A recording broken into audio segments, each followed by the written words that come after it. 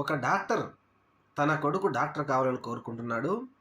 ఒక ఇంజనీర్ తన కొడుకు ఇంజనీర్ కావాలని కోరుకుంటున్నాడు. అలాగే ఒక రైల్వే ఉద్యోగి తన కొడుకు రైల్వే ఉద్యోగి కావాలని కోరుకుంటున్నాడు. ఒక యాక్టర్ తన కొడుకు హీరో కావాలని కోరుకుంటున్నారు. ఇలా ప్రతి ఒక్కరు కూడా తమ పిల్లలు మనలాగే అదే రంగాలలో అభివృద్ధి చెందాలని కోరుకుంటా ఉంటే, నేను చేసే పని నా పిల్లలు చేయకూడదు అని ఒక రైతన్న కోరుకుంటున్నాడు. ఎందుకంటే ఒక రైతన్న నా కొడుకు రైతు కావాలి అని కోరుకోవడం లేదు. మరి ఎందుకని? దేశానికి అన్నం పెట్టే రైతన్న ఈ విధంగా అవ్వడానికి కారణం ఏంటి? రాష్ట్రాలలో, దేశాలలో మరి రైతన్న పరిస్థితి ఎన్ని ప్రభుత్వాలు మారినా నోటికాడి వరకు అన్నం వెళ్ళదా?